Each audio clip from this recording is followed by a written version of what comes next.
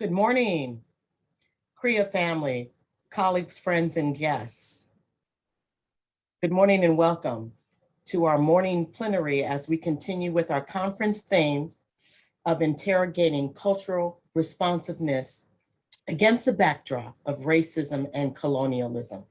We want to make sure we give time for everyone in our community to join us for this panel session today. And while you're joining, on behalf of CREA, on behalf of the organizers of our annual gathering, most notably Stafford Hood, Rodney Hobson, and the leadership team for CREA, I welcome you to the first full day of the conference. My name is Monica Mitchell.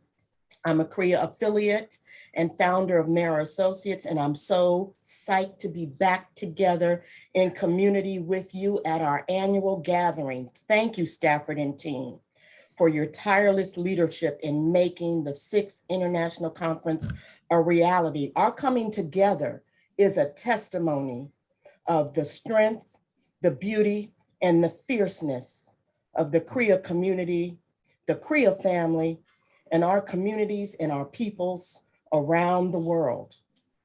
As we come together this day, we honor our beloved and cherished Dr. Ed Gordon on his centennial anniversary. And this morning panel is a testimony to his life's work and his amazing career, tremendous contributions. We honor you today, Dr. Gordon. You are our beloved mentor, trailblazer, revered elder in the best of our African tradition, and we are indebted to you. CREA gives us the space to testify in community. And on this full day of the conference, when we honor Dr. Gordon, we are going to experience a session on fire today.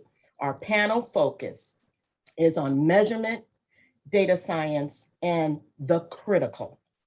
We have an incredible group of panelists who are amazing individually and together are a powerhouse in addressing destabilizing and dismantling inequitable systems and structures that continue to oppress and exploit vulnerable and marginalized communities. In introducing each panelist, I will try to keep my comments brief. Their achievements and accomplishments are far too numerous to include in the limited time that we have together today. But first, you will hear from Ezekiel Dixon-Roman. Ezekiel's no stranger to CREA. He has been with us as a plenary speaker before, and we are thrilled to have him with us again today. Ezekiel is the associate professor with tenure in the School of Social Policy and Practice at the University of Pennsylvania. His research focuses on the cultural studies of quantification and critical theories of difference. Having worked closely with Dr. Gordon, he is deeply interested in theoretical and methodological interventions that enable reconstituting social political relations and the movement and flow of social life. He will be followed by Ebony McGee. And Ebony is very well known for her work in unpacking the structures and systems that prevent full participation and success and the fulfillment of potential in the STEM enterprise, particularly in higher education and in career pathways. Ebony is Professor of Education, Diversity, and STEM Education at Vanderbilt University. Her research is disruptive in the STEM space, investigating what it means to be racially marginalized while minoritized in STEM higher education and STEM professions. She draws from her lived experience as a former electrical engineer in her work. And then finally, we will hear from Otis Johnson, Jr. And Otis is the Bloomberg Distinguished Professor at Johns Hopkins University and Director at the Center for Self and Healthy Schools at Johns Hopkins. Together, the three of them are the founders of the Institute in Critical, quantitative, computational, and mixed methodologies, or ICQCM, which advances and builds capacity among scholars of color to use methodologies that dismantle structural barriers. And our discussant is our own Melvin Hall, thought leader and expert in cultural responsive evaluation and assessment. Melvin is senior scholar with the Association of American Colleges and Universities and has been professor of educational psychology at Northern Arizona University. He is a CREA affiliate and member of the conference organizing team. We will try to take questions if there is time. We will be on fire during this entire panel. Please put your questions in the Q&A, type them in. We want to get right to it. Our first speaker, Ezekiel.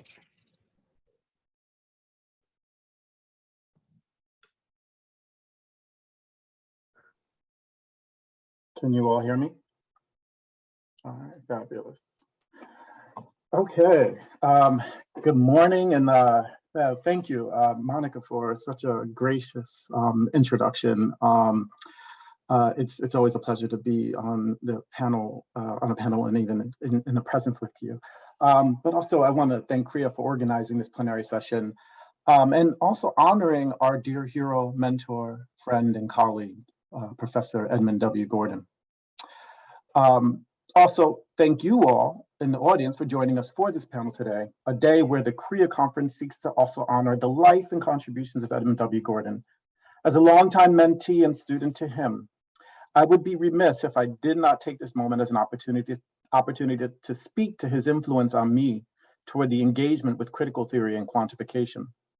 I'd like to begin my comments this morning with sharing a close reading of Professor Gordon's essay, Production of Knowledge and Pursuit of Understanding, that was published in the 2000 volume, Carol Camp-Yankee edited, Edmund W. Gordon, Producing Knowledge, Pursuing Understanding. I will then discuss more directly how this specific essay led to the development of my articulation of what I call a diffractive methodology, of which I build on the work of cultural theorists such as Karen Barad and Vicky Kirby, among others.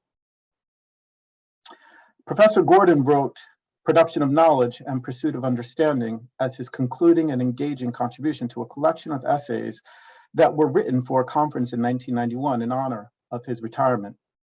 I was not a contributor, nor was I there, nor would I have been able to fully appreciate the profoundness of his argument in this piece, even if I was present, because I was only like 12 or 13 at the time. In this essay, he begins with a wrestle that is at home to him, given his multidisciplinary background in zoology, social ethics and divinity, social psychology, and child development. That is the tension between the production of knowledge and those directed toward the pursuit of understanding.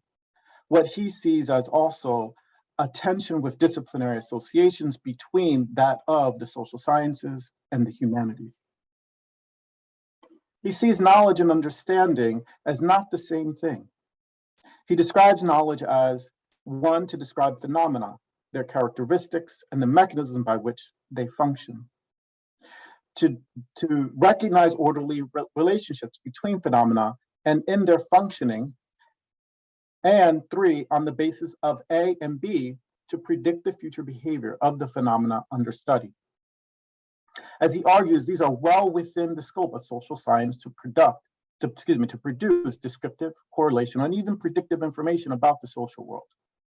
Some of these are ontological questions that deal with the nature of being of the phenomena, and 2 and 3 are not completely unrelated, though 3 assumes a directionality of the relationship and could be based on empirically established causal processes.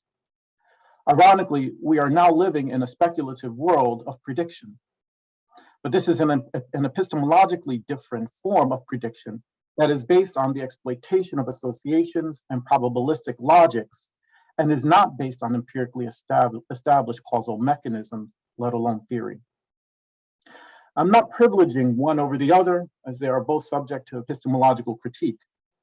I am merely making an observation of the distinction of what Professor Gordon has posited here about knowledge from that of the speculative world of computational prediction that we are all living. With regard to understanding, he states the following, quote, the functional tasks are not primarily concerned with the determination of what, how much, how, and when, but with one, the investigation of why those characteristics and their mechanisms exist. Two, the determination of why they do not function otherwise. Three, the investigation of under what circumstances specific relationships prevail. And four, the determination and interpretation of what the phenomenon means and to whom. That is, pursuing understanding necessitates more than descriptive, correlational, predictive, or causal information. Understanding necessitates the affective and sociocultural faculties of meaning, sense-making, and context, the socially and culturally conditioned proprioceptive responses to stimuli and events, and an appreciation for nuance, an eye for particularity. In other words, it is not enough to know the Western mathematical form, or that the Western mathematical form of 2 + 2 = 4. One has to take seriously that mathematics is a discursive formation and practice, and the reading of the symbols of 2 + 2 = 4 will not register for everyone, nor will we all agree on what a discrete entity is that makes up a unit, to even have agreement on what amounts to even 2. He argues that because of the ideals of objectivity, generalizability, reliability, and validity, positivist social science is well equipped to produce knowledge, but not able to produce understanding.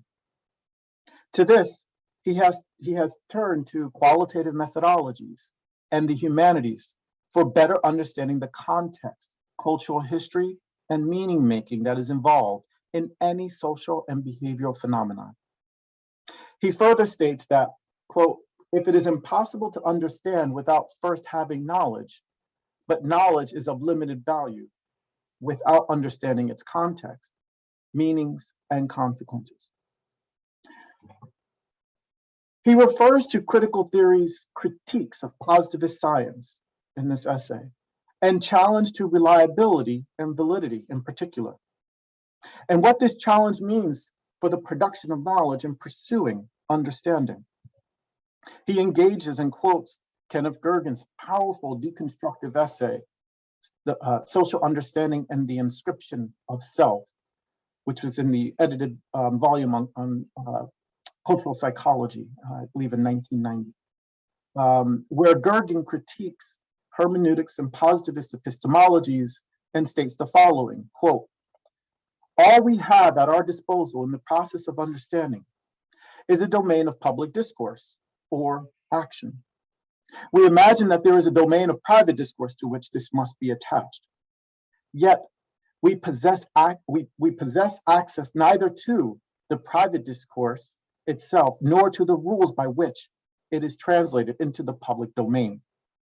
It follows that any attempt to translate or understand must be based on an analytic as opposed to a synthetic procedure. In other words, in social science research, we are trained to assume we have privileged access to the inner workings of social and psychic processes, also known as metaphysics of presence and philosophy, what are also known in the social sciences as unobservables, latent or theoretical constructs and processes. What behavioral manifestations are observed are always in a slippery terrain of multiplicity and never have singular or fixed reference as understood by structuralism or positivist science. Thus, he argues for the importance of what Bill McGuire called perspectivism and contextualism. The idea that in the study of any phenomena, we are always limited by the particular perspective and context by which we study it, and that by multiple perspectives and contexts are always necessitated to ascertain a fuller understanding of the phenomena, and the necessity for both the social sciences and humanities in order to produce knowledge toward pursuing understanding. This essay by Professor Gordon is a powerful one, and although I gave a very brief reading of it, in fact, probably one of the most important pieces that I leave out of this reading is what he takes away of the humanities in pursuing understanding. That is the pursuit of the questions of meaning making, of sense making, and even of the kind of nuances of cultural processes. So even though this is a brief reading of it for you all, due to time constraints, obviously, I did want to share this reading because of how influential it was in my scholarship, or it has been, toward thinking critical theory and cultural studies in relation to quantification. This essay took me on an intellectual hunt that I have not let up. While Professor Gordon planted the seeds for this hunt when we first met by asking me if I was familiar with epistemology, this essay in particular led me to other works that began to give me theoretical direction. I went off and read both essays by Bill McGuire as well as Ken Gergens. I began to read Jasbir Puar's scholarship and her queer methodological philosophy from a particular lens, and was developing what I initially called methodological adjudication after Ken Gergens' relational adjudication. I was specifically interested in developing a critical methodology that excavated the gaps and tensions of social inquiry so as to pursue the complexities of the social world in pursuit of understanding. It was with this in mind that brought me to reading Karen Barad and Vicky Kirby's new materialist work from a particular lens of interest. One being to deconstruct the nature-culture binary, and the second being to deconstruct the quantitative-qualitative dualism for developing a different approach to critical inquiry. Thus, as an effort to rethink the instrumental reason of measurement and statistics, I extended Barad's, or Karen Barad's, I should say more fully, diffractive methodology for social science methods. Diffraction is a concept that Barad develops in contradistinction from the logics of representationalism. Diffraction is ultimately interested in the produced differences that matter or materially make a difference. Diffraction is an idea out of theoretical physics that refers to the way in which wave patterns overlap and how waves bend and spread when they encounter an interfering structure. The classic example Barad gives is when waves from the ocean encounter an obstruction of land with a gap or hole in it. The waves bend and spread as they pass through the gap. The obstruction of land with a gap is a diffraction apparatus, and the wave pattern is diffracted. Thus, diffraction is not about the reflective search for sameness, as we get from representationalist logics, but the focus on differences that make a difference. In other words, the materially mattering. A diffractive methodology, as articulated by Barad, is a transdisciplinary approach, putting the theories of different disciplines in conversation. By thinking one disciplinary theory through another, she seeks to pay particular attention to the boundary-making practices of each disciplinary theory and the ways in which one might rescue, recover, recuperate, or illuminate the other, making visible that which was excluded by the boundary-making practices of the other disciplinary theory. My interest was to extend the diffractive methodology to have a particular focus on the methods of knowledge production. Like disciplinary theories, methods also entail boundary-making practices that produce overlapping yet different patterns of data. For instance, quantitative methods produce data about how much or to what extent, yet the multiplicity of particularities of how and why that produce the how much and to what extent are less readily accessible. Thus, it is for these reasons that I posit the importance of the use of multiple methods and modes of inquiry, including traditionally humanist approaches and a diffractive reading/analysis between and through the data of each. A diffractive reading through the method is a process of inquiry which necessitates the employment of multiple and varied methods, text, and context in order to diffractively read through multiple forms of data for social understanding. A diffractive methodology is not a mixed methods. While the triangulation of mixed methods focuses on the corroborating data between methods, a diffractive methodology is more concerned with the tensions, contradictions, and differences between the data that make a difference.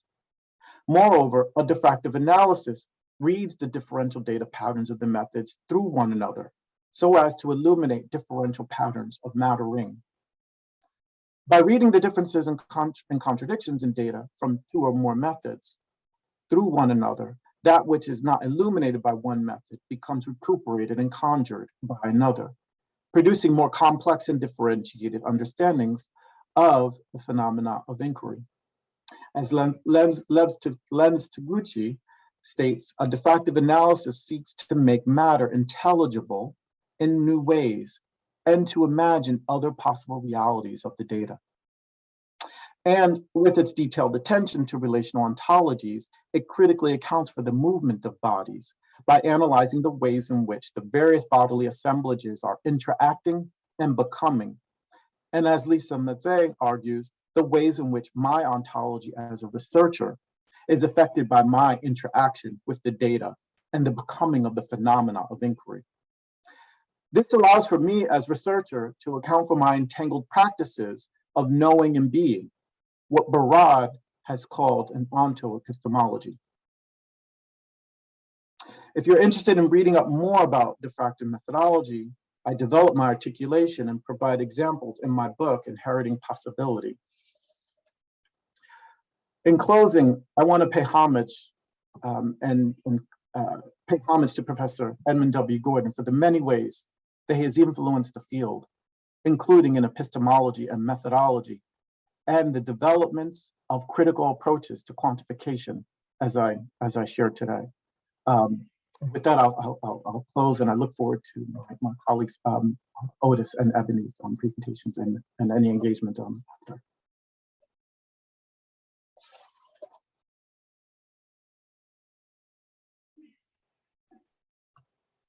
Thank you very much, Ezekiel. We will now hear from Otis Johnson. Okay, good morning, everyone. I hope everyone can hear me. I want to thank Melvin and Stafford and definitely Monica for us all together and including us. So happy to be here and also to be commemorating Edmund Gordon, who is still with us and still touching lives and providing a platform for all of us. So happy to be talking about measurement, data science, and critical. And this title is lovingly dedicated to Ezekiel Dixon-Roman, who came up with it. And I think it gives us a great foray into a conversation that's really essential here. So I'll begin with just two observations and say that my comments here are framed with these two things in mind. First, that there's still racialized state violence that we're continuing with. We are in this moment in which we have two pandemics. One is magnifying the other, but the more fundamental of the two is definitely systemic racism and structural racism. I think that has profound implications for research and measurement, and I'll just get to that in a minute. But also, there are solutions. There are ways in which we work. There are ways in which we can improve measurement. There are ways in which we can critique, challenge, and make sure that to the extent there is social reproduction, that it is hard fought. And so we take that perspective in the Institute in Critical Quantitative, Computational, and Mixed Methodologies in trying to provide a platform, a community of practice, and a place in which we prioritize the skills that are related to doing quantitative computational work and the integration of those methodologies into mixed methods. First, about race, racism, and measurement. My perspectives I'm sharing here really come from a few ways in which I spend most of my professional life. And one is principal investigator of the Race, Gender, and Social Control and STEM Lab, which is a lab sponsored by a few grants from the National Science Foundation. But also, I think it's important for us to be agitating within our professional communities for better race and racism data and better measurement practices and analytical practices with those data. And for that reason, I've been on the visiting panel for yes. I'm on the HUD HCV expert panel. I'm also on the High School and Beyond 2022, which is going to be the next iteration of NCES's longitudinal databases. I'm on that panel, and I'm also on the Johns Hopkins University Artificial Intelligence Initiative. And so in all of those spaces, I try to bring to fore these concerns about race, racism, and measurement. And then also some of these comments I'm about to make were requested and are part of the expert testimony that I provided to the National Academies of Science, Medicine, and Engineering. And first, let's use as an example of this impasse between, or let's not call it an impasse, let's call it a black hole with respect to race and racism within our nation's data apparatus. Find this in the IES NCES longitudinal studies. And unfortunately, they do not include metrics that inform the national justice, and especially carceral conditions in US schools. When I say carceral, I'm alluding to one of my arguments I've been making for quite a while now, that our schools have undergone a transformation from schools that are treating our kids like learners and our future potential, changing from that toward an orientation as suspects and in this case, the racialization of criminalization. In fact, there has been some regression on this point in the capacity of longitudinal studies, individual level data, and I'll show that in a few. And then also IES databases are not equipped to answer the most important questions when it comes to racialized mechanisms or experiences and perceptions of interpersonal systemic racism. And a good example of this is that we are now in this situation where we're talking about critical race theory and what's happening supposedly within our classrooms. But yet NCES or IES has no data on what is happening. So we're really at a disadvantage when it comes to informing the public conversation about CRT. And that's because these national longitudinal studies really refuse to ask kids and teachers and staff administrators about race. And I think that is profoundly wrong. I think it's an injustice, and we're not going to move towards social justice and educational justice until we get our act together with respect to race and racism in data collection. I've been working on work grounded in social control theory because I believe it's through our hopes to maintain order within classrooms that we've put in place a systematic disadvantaging and dehumanization of minoritized kids. And in that way, we've kind of robbed them of their innocence, their childhood, through a number of scientific and technical or technological ways. And so social control refers to the way in which state apparatuses regulate social life. And in this case, surveillance technologies and other ways in which we detect and punish behavior is really what we're getting at here. And so these are all the ways, and I'm not going through them all because we have limited time here, but we should understand that data needs to be collected on all of these dimensions within schools and how it interacts with race to disadvantage and really undermine the educational potential of our kids. And we can talk about some of these areas if you are interested in the Q&A. But I wanted to bring your attention to one in particular that's been the focus of the Race, Gender, and Social Control Lab in our work. And it's funded by the National Science Foundation. And overall, our approach was that, or I guess I should say our hypothesis was that you can't fill that STEM pipeline unless you first drain the school to prison pipeline, because the same individuals that or status groups that are underrepresented and STEM are overrepresented in the school to prison pipeline.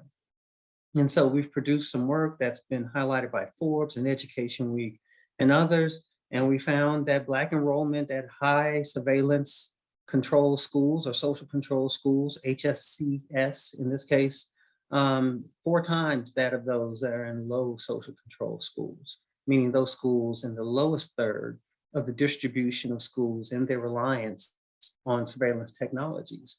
We found that even after controlling for misbehavior and social disorder, that suspension was more likely for Black males and Black females within schools that were high surveillance schools versus those that are lower. We learned that 12th grade mathematics test scores were significantly lower in these schools that surveilled Black bodies, and that it significantly decreased college attendance on average. And so this is really important because we're talking about spillover effects here. We're not saying that those that were suspended had lowered math test scores and college attendance. We're saying that all of the kids on average had lowered math scores and college attendance if they attended schools that had a higher reliance on surveillance mechanisms. We need to be concerned about this because we are now moving toward the rollout of additional surveillance technologies such as AI and facial recognition software. And we now know that these technologies mirror some of the racial biases that you find in humans. So this whole idea of technology being objective is false. And we're seeing this being bore out in the work of Tim DeBrew and others who have looked at false positives within facial recognition software. That means that we should be concerned about the data and where we need to go in terms of generating information that would allow us to know to what extent these facial recognition software programs are disadvantaging our Black and brown kids. So to that end, I looked at the high school longitudinal study of 2009 to do an analysis like that, and I found that it did not include the facilities checklist and data collection, unlike its predecessor. So we know nothing about the built environment in terms of surveillance technology. We don't know anything about the security and safety procedures, like do they lock down their campus at lunch? Is it an open campus? We don't know anything about the technological infrastructure, whether there are metal detectors at the front of the schoolhouse door.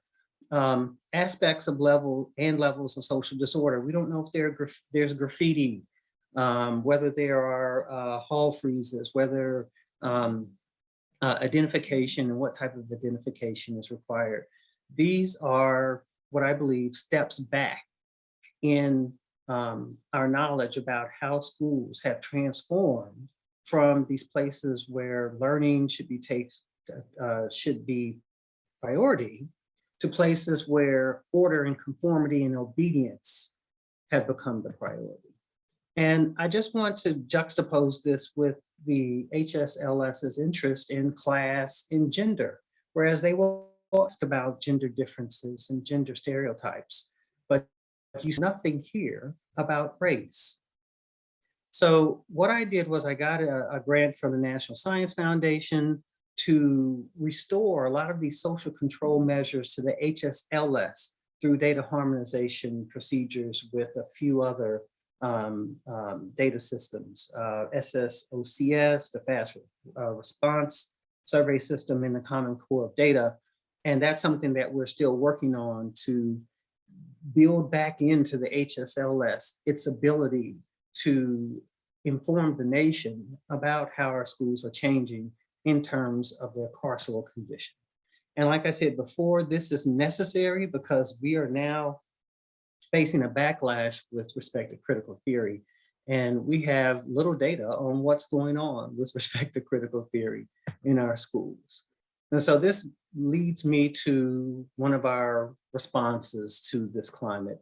Not only do we need the data, but we need the people that reflect these communities that are impacted by data and data injustices and data inequities and design inequities to be on the forefront of producing knowledge, not only about their impact, but the actual technologies and statistical and computational knowledge itself. And so here, my colleagues, Ezekiel Dixon-Roman and Ebony McGee, and I have come together to form ICQCM. And just so you know, when we say data science and ICQCM, we're talking about the statistical, mathematical, and computational theory, but also the application of that to design and social analysis. So we are interested in whether Fitbits will reflect accurately biometrics. We're interested also in how computational methodologies can advance quantitative methodologies, and also the humanist disciplines in text mining and text analysis. We locate data science in STEM because it's there where science, statistical, and computational theory rooted within computational engineering, computer engineering and computer science and mathematics.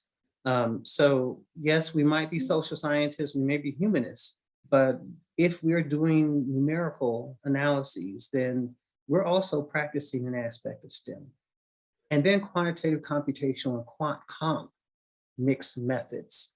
We call that QCM. And I think this is important because when we talk about the critical, we need to expand the role of computational methods and recognize its huge role, its expanding role in quantitative and humanist scholarship.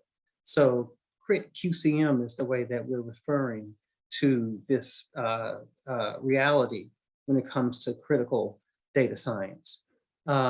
We also understand the critical to be consciousness of research positionality instead of denying it. And we also say that it is not just a theoretical lens. It also leads to preferred statistical assumptions, analytical decisions, and practice around inference making that recognizes power relations among societies, cultures, and social groups. And so I'm not going over the ICQCM structure, but I want you to know that we emphasize training with the perspective, and the training hopes to link critical theoretical perspectives to those preferred approaches to analysis in data science. In data science, we're talking about quantitative and computational approaches and how they're integrated into a mixed method approach. We have personal methods coaches, a critical methods community, and a repository of knowledge about the quantification of race and ethnicity. And these are some of the courses that we've offered recently. Again, broad range of courses, and we are so happy to have 3 great cohorts: the Spencer cohort, the NSF cohort, and the William T. Grant cohort. And I will leave it there, and hopefully later we'll have time for questions. And I turn it over to Dr. McGee. Thank you so much, Otis. As Dr. McGee is coming on, I just want to say that please put your questions in the Q&A. We will try and get to them directly in the Q&A in case we don't have time to include them in the conversation. Dr. McGee. Okay, thank you. I want to thank Melvin, Monica, all the folks at Castle, CREA. This has just been a wonderful week. We did the pre-session and got an opportunity to work with our HBCUs. I am from an HBCU, so this was particularly thrilling to me. I especially want to thank Otis because I didn't have slides about 30 minutes ago, and now I have slides. So thank you, Otis, for going after Ezekiel. So I was just going to tell a story about my personal narrative because 6 years ago, if you told me that I would have been a quantitative researcher, I would have been horrified. As a matter of fact, I would have been saying to myself, don't go over to the dark side, right? And of course, I don't believe that anymore, but let me tell you why. I had very legitimate reasons for being cautious of quantitative research. But first, I have to say, I've never been afraid of numbers. I've never been afraid to be analytical. I think my mom played a big role in that. She was a substitute high school teacher and then became a full-time high school teacher on the south side of Chicago and raised me not to be in fear of quantitative. So I had a nice career as an electrical engineer at a Fortune 10 company, but I was feeling miserable and it didn't have anything to do with the engineering. It was the way I was being treated. So when I got laid off, I had an opportunity to kind of reinvent myself. And I really wanted to focus on folks like me.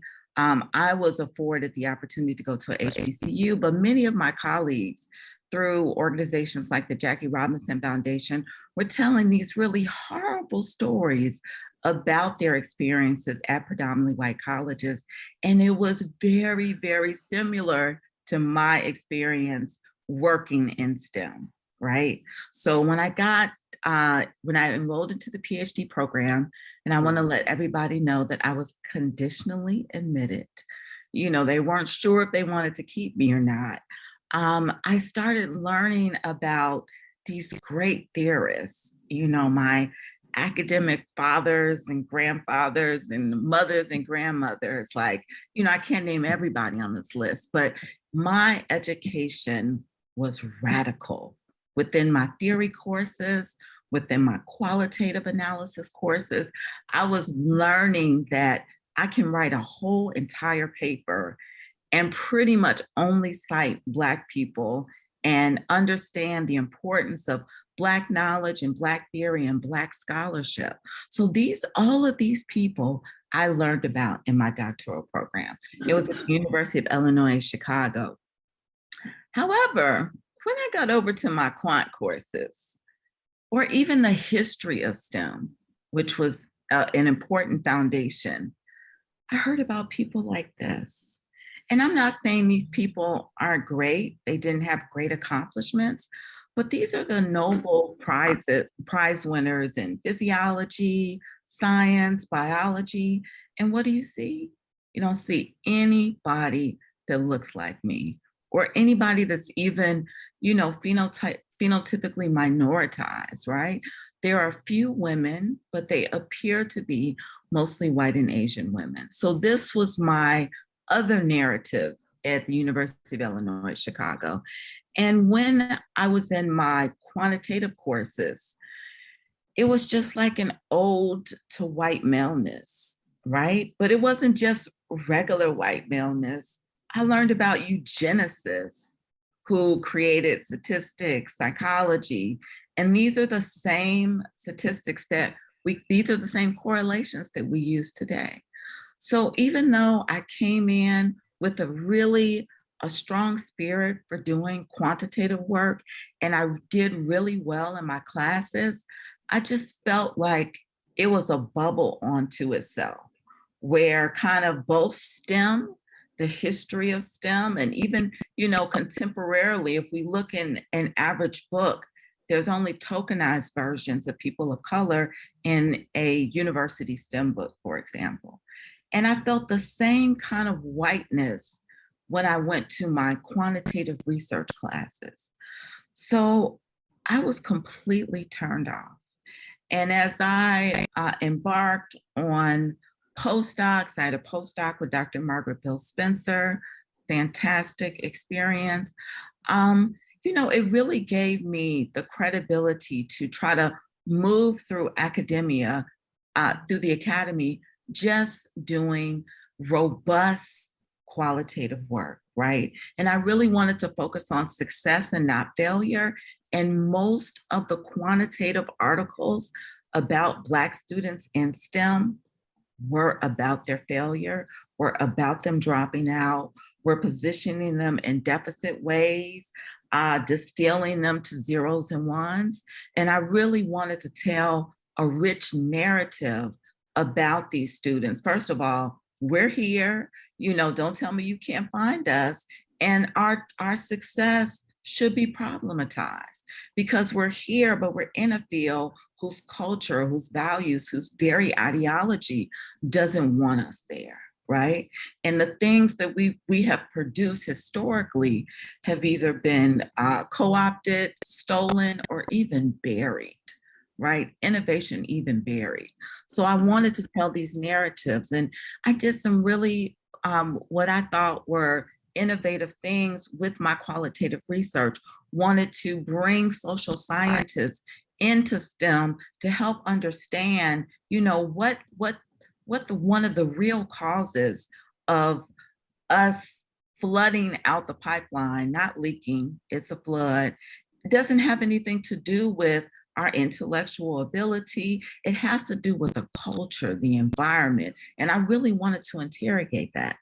And then I went on to build programs that, you know, could also talk about the rosy side of being a professor, because this is the best job I've ever had. I'm going to retire as a professor. You know, I love summers off, you know, even though you never really get summers off if you can remain engaged. So I was really happy just kind of being in this bubble.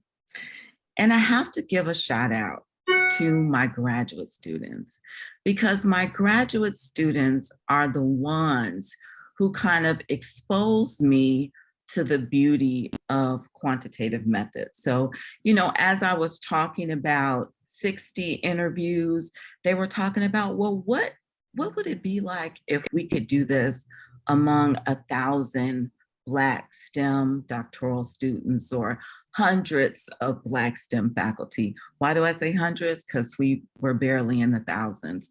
So they also made me feel extremely comfortable in what I didn't know.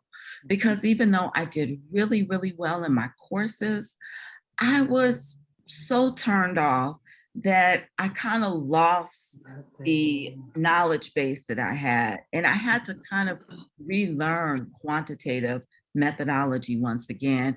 And I'm purposely stopping in on this page because I want to give a real shout out to Stacy Houston, who is at George Mason now, who really kind of just sat down and told me that there was more power in the work that I'm doing if I did it from a quantitative standpoint. And Steve Robinson, my only white male in my entire organization, who was really steeped in some exciting quantitative methods, and, you know, really showed me how I could actually take some of my qualitative findings, find constructs that match some of the things that were going on. So my surveys are not just about, you know, your GPA or what are you going to do in your career, even though those are important. My surveys are you healthy? Are you whole? Do you have mental health challenges? How do you cope with being the only one in your department, et cetera? And then I'm also thinking about, you know, stop begging these STEM companies to take Black and Brown and Indigenous students and really don't know what to do with us. So they end up spitting us out. So now I'm looking towards entrepreneurship, and my numbers are not in the 60s anymore. They're in the hundreds. I have one survey that's in the thousands, and I'm able to understand things that I wasn't really able to understand definitively using a small sample size. Like I have some new work coming out that says the racial activism that we have seen, not just in 2020, like it popped off in 2020, but I have been looking at racial activism since 2014, and the connection between STEMers wanting to be activists and the dichotomy between how STEM careers are positioned, where activism is not only not included, it is actually penalized. And I'm looking at the role of how being stressed out by, you know, social conditions, structural racism in the society actually plays a real role in racial activism. And that plays a real role in entrepreneurship, right? And I never would have been able to come to these conclusions. And I'm even doing stuff with the help of, you know, some really great researchers in social network analysis, where I have these CVs that I've collected through my surveys and through my qualitative data. And now I'm looking at the power of social networks through that. I didn't even know how powerful it was to who you publish with, had to do with what kind of salary you make, even one's well-being, right? Your rate of promotion in comparison to your mainstream colleagues. So I am just super excited about the possibility of merging what I have learned from my qualitative data into some robust quantitative analysis that still values, honors, and respects the ideologies, the experiences, the context that Black and Brown students find themselves in STEM. And I just want to lastly say that I now see so much importance between the qualitative work, qualitative researchers, and quantitative researchers. And I'm learning how to do more mixed methodology, because if we really want to be in a world that first exists, right? Because actually STEM technologies are the biggest polluter of our planet. But if we want to be the next Googles and be the next Microsofts and be the next car company, we certainly need valuable quality data from a both qualitative and quantitative perspective. So that is just a small narrative about my pathway towards quant and mixed methods. Thank you. Thank you so very much, Dr. McGee. Many comments in the chat that have resonated during the entire panel. We know that we are up against significant time constraints, so we're going to turn immediately to Dr. Melvin Hall as our discussant today. Thank you, Monica, and all my special friends and colleagues who I didn't have to twist their arms too much to get them to agree to be on the panel this morning. We've certainly been blessed with the messages that they have brought. I want to use what I think I've understood about learning to limit my comments to just three things. And as a discussant, my role is to sort of build a bridge between what has happened in the panel and the theme of the conference. So I want to remind you of the theme of the conference by showing this slide. Culturally responsive evaluation, assessment, and research is something that I've been involved in since before its inception. In fact, when Stafford Hood was having his original brainstorm for the program evaluation Armistead style, we were in conversation about where all this would go and what it would all mean. So I want to start by saying that the importance of culturally responsive evaluation and assessment was that it encouraged us to not engage in the typical Western style of analytical work first before there was any attention to the whole. So breaking things into its parts as a way of showing how smart or intelligent we were, but instead taking a step back and trying to get a better sense of the whole. And after getting a sense of the whole, then to begin to think about it analytically. And so we started with culture as the one placeholder for holism that was easily accessible, understandable, and a point that there was already some basic work done. And then we wanted to move from that to how might we, given this understanding of the role of culture in how we understand things, how we make meaning of things, move to sort of highlight and maybe even dismantle this a bit. And that's where we got to understanding how the work that we talk about in research, evaluation, and policy analysis is all a form of inquiry. And if we understand it as inquiry, then when we talk about issues and challenges in inquiry, it counts across all of the different applications. So very much like Ivana Lincoln did many years ago, where she said that all of the research, evaluation, assessment are heuristics for inquiry. We're all basically engaged in inquiry. And then after understanding the whole, thinking about how to dismantle the parts that were not functional for our community, we need to rebuild. So this morning in our panel, we've had a little bit of each of those things.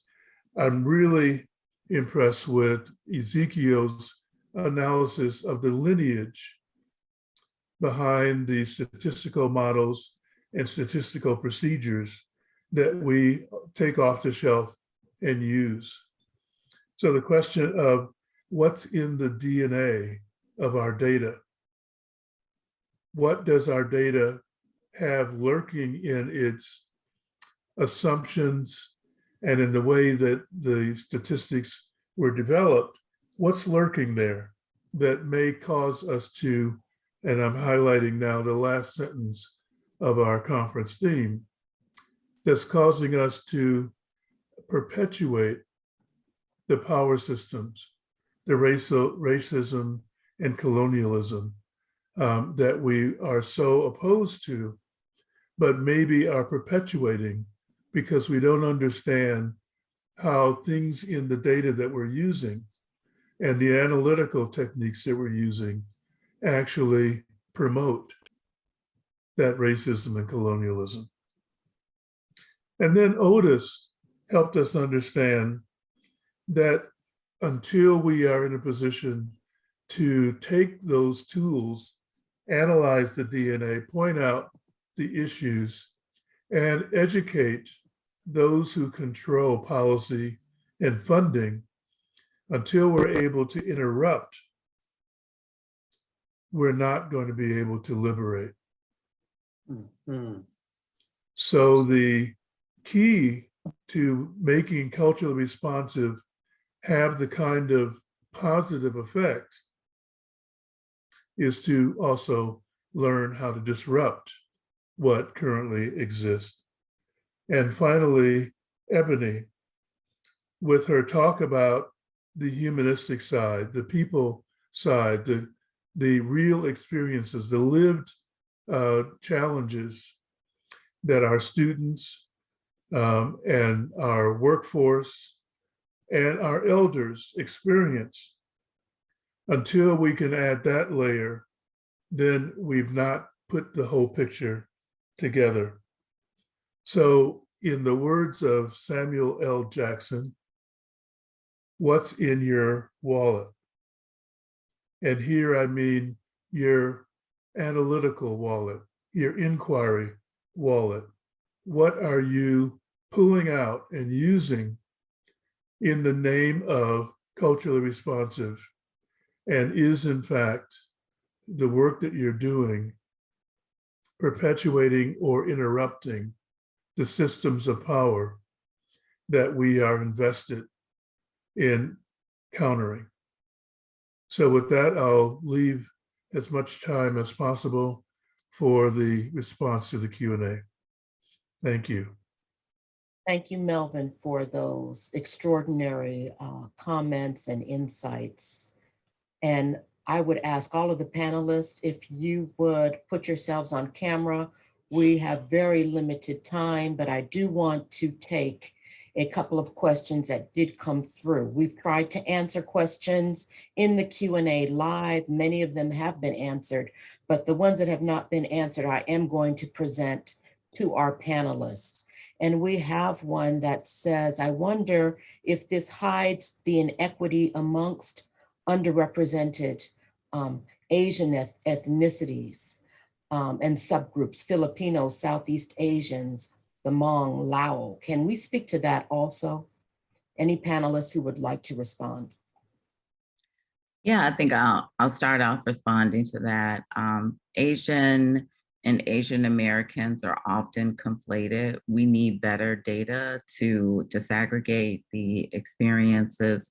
And we know that all Asians don't experience their STEM education the same. I have been calling since 2016 for a solidarity between Black and the political term Asian. So I'm thinking about the term political race, and there is some utility in, for example, Black Americans and Trinidadians and Jamaicans all standing under the political term race. There's also utility in Asian and Asian groups standing under that term political race. I'm using the work of Lonnie Gannier. And we can move forward and talk about our shared oppression. So I am aware that Asians have the highest rate of imposter syndrome in STEM. I am aware that Asians have the highest suicidal rate. And although Black folks in STEM work twice as hard trying to prove the stereotype about their intellectual inferiority wrong, Asian students often work twice as hard to try to prove the stereotype about their intellectual superiority right. And we know that these are both damaging, both stereotype threat and stereotype lift. So I definitely feel that anonymous attendee, and I'm trying to do my best to extract the ethnic experiences as well as the common forms of marginalization. Time for just one more question, and very quickly. For beginning researchers, how do we learn how to effectively embed cultural adaptations to interventions, assessment tools, the techniques, the methods that we use? For any panelist, and this will be our last question.